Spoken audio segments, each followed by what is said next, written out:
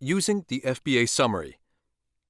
The Functional Behavior Assessment (FBA summary) is where the coach documents the results from a functional behavior assessment that was individualized for a student-specific problem behavior. The team uses this FBA summary to develop function-based interventions for the classroom.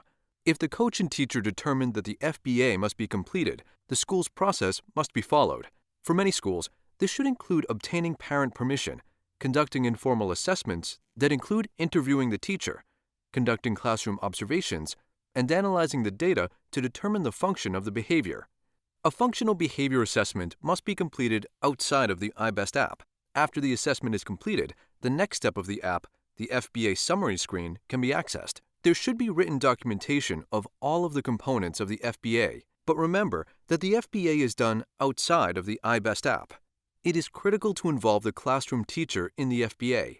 One way to do this is to conduct a functional assessment interview with him or her. Research supports this alliance building between the teacher and the coach, and it is a major predictor in the success of the intervention. The time that the teacher and coach spend together, in person, completing the functional assessment interview begins to build this alliance. On the FBA summary, the coach indicates which methods were used to collect the functional assessment data: record review of existing records such as previous assessments or classwork, indirect assessment such as interviews with the student, parent, and teacher, and direct observation of the student's behavior. Direct observation is done systematically to look for a predictable pattern of the problem behavior and uses reliable recording tools.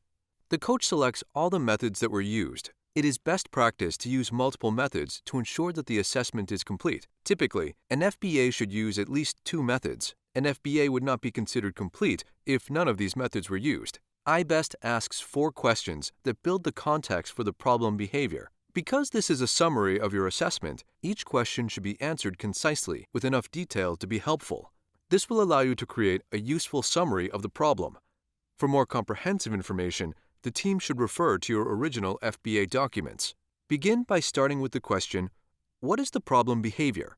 It's important to make sure that the behavior is clearly described so it can be addressed by multiple school personnel. The behavior should be operationally defined. In other words, it must be observable and measurable. While it's important for you to have a clear description of the behavior, when you are entering the behavior into iBest, limit your description of the behavior to 2 to 4 words. For example, if the problem behavior is throwing a tantrum, your team may decide that an operational definition would be screams, pushes materials off desk, yells no, and tears pages from reading materials. When you type the problem behavior into iBest, you will want to limit the description of the behavior to 2 to 4 words. Screams and tears book. Notice that as you type, your entry also appears in the corresponding box at the bottom of the page.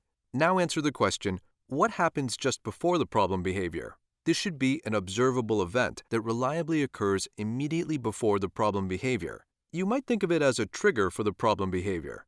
Your answer to this question becomes the antecedent. Again, provide details about the antecedents that will be helpful in developing an intervention. Note in this example that ask to read out loud is the antecedent. This provides details that are helpful. Simply listing asked to read would not provide enough detail. For the next question, answer what consistently follows the problem behavior. Type in a clear description of the actual event that most often follows the student's problem behavior. This answer becomes the consequence that has maintained the problem behavior. If a setting event was identified in your functional assessment, it should be the answer to the remaining question, anything that could make the behavior more likely. Although setting events are not always known or identified, they can be extremely helpful in understanding what motivates the student or makes a problem behavior more likely to occur. Write none or unknown if no setting event was identified in your functional assessment. To better understand setting events, let's look at an example. Remember, a setting event is something that occurs prior to the challenging behavior that makes the challenging behavior more likely to occur. Many people confuse setting event with setting. These 2 terms do not have the same meaning. Here's an example of a setting event. Afternoon instruction has been identified as a setting event for the student. However, if the student is asked to read out loud or complete other academic tasks in the morning, the problem behavior is not as likely to occur. Common examples of setting events include the student being hungry, tired, or sick. At this point, you can determine the function of the problem behavior. Read the boxes from 1 through 4. Consider the answers to all 4 questions to determine the behavioral hypothesis for the function of Mike's behavior. Select the most likely hypothesis for the function from the drop-down menu: escape work, escape attention, escape sensory stimulation, get attention, get tangible, get sensory stimulation. If multiple hypotheses are possible, select the one that is most relevant for the teacher for intervention. For example, the team selected escape work for the hypothesis of function. Finally, write a summary statement that captures all 4 elements of the problem in context. The summary statement must include the antecedent, behavior, consequences, function, and the setting event if known. The best statements are concise and use simple sentences. These statements are useful for sharing information about the functional assessment and intervention with other teachers and parents. When writing a summary statement, a simple format can be useful. For example, when, insert your antecedent, then add the student's name, the behavior, and the consequence. Then begin a new sentence that states, as a result, he or she, then add the hypothesis. The final sentence begins with, this is more likely during, then insert the setting event if one is identified. If there isn't a setting event, then just leave off the last sentence. When you have filled in all of the information, select the Submit button to save the FBA summary information into iBest. You can also select Save Draft if you want to complete the information and submit it later. The next step, Intervention Plan, is now available. Let's review the FBA summary page. This is where the coach documents the results from a functional behavior assessment.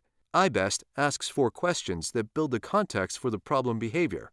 This information helps the coach and the teacher develop a hypothesis for the function of the student's problem behavior.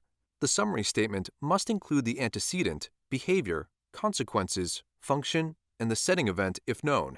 The best statements are simple and concise sentences. Completing the FBA summary allows you to move to the next step in the process, which is to develop a behavior intervention with the teacher. The Behavior Intervention page uses details you listed on the FBA summary page to assist the coach and teacher in using the FBA information when developing a behavior plan for the student.